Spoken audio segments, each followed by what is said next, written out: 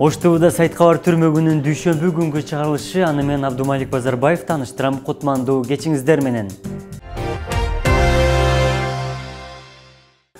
Ош шаарында денеси жылуулук өткөрүүчү түтүгүнүн астында жаткан аялдын өздүгү аныкталды. Бул тууралуу Ош шаардык ички иштер башкармалыгынан билдиришти.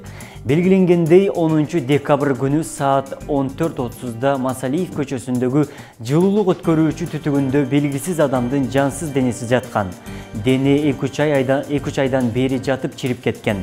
Аны жүзүнөн таанып калуу дээрлик мүмкүн эмес болчу деп белгилешти милиция бөлүмүнөн. Текшерүү учурунда анын өздүгү аныкталды.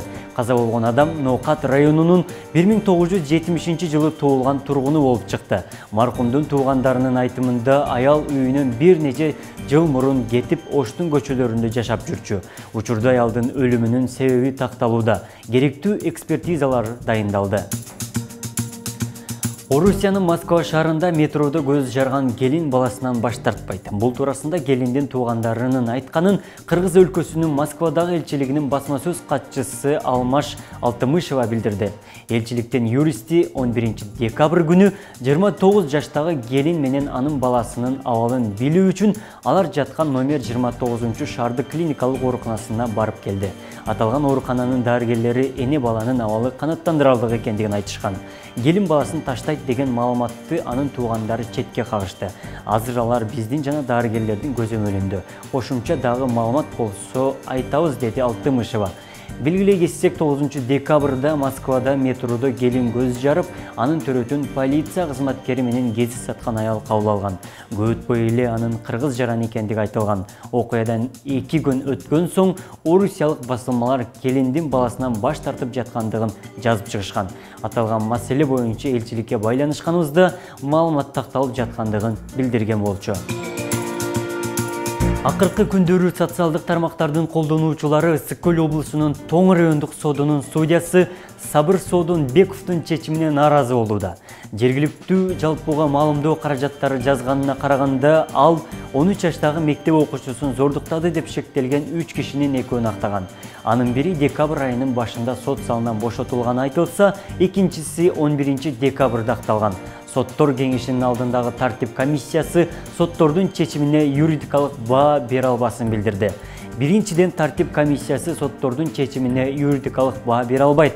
Болгону судьялардын ишинин кынтыксыздыгын жана кызматтык этикет маселелерин гана карайт. Экинчиден, комиссия маселени башкы прокуратурага жактоочулар же ишке тиешеси бар башка жарандар тараптан даттануулар түшкөн учурда гана карайт.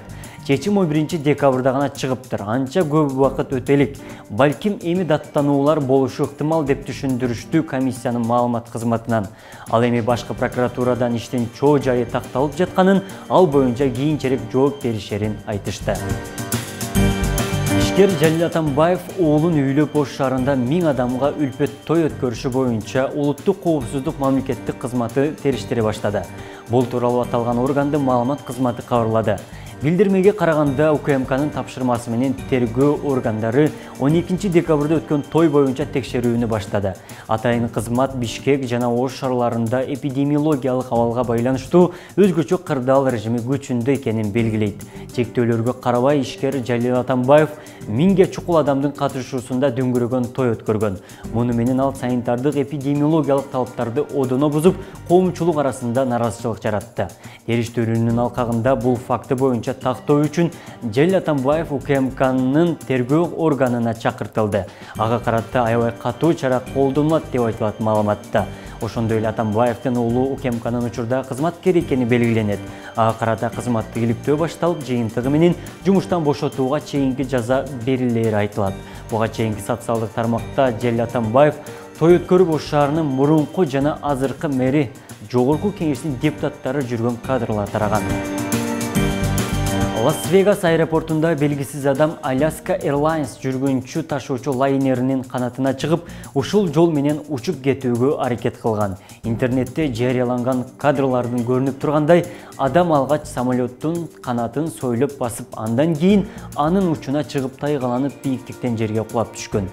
Белгиленгендей, окуя 12 декабрь ишемби күнү Невада штатындагы Хендерсон шаарындагы эл аралык Маккарран аэропортунда болгон. Лас-Вегастан Портлендке багыт алган 1367 рейс учууга камданып жаткан. Бирок учкучтар лайнерге жакындап калган белгисиз адамды байкап, текшерүүчүгө бул тууралуу билдиришкен. Натыйжада окуя болгон жерге авиация портунун кызматкерлери жана укук коргоо органдарынын өкүлдөрү келишкен. Алар эреже бузууну кармоого жетишкен. Маалыматка ылайык, эркек психикалык жактан жабыркайт. Сайттардан алынган кабарлар ушулар болду. Жогорудагы маалыматтар Ош ТВ телеканалынын көз карашын чагылдырбайт. Кечиңиздер көңүлдүү улансын, амандыкта көрүшөлү.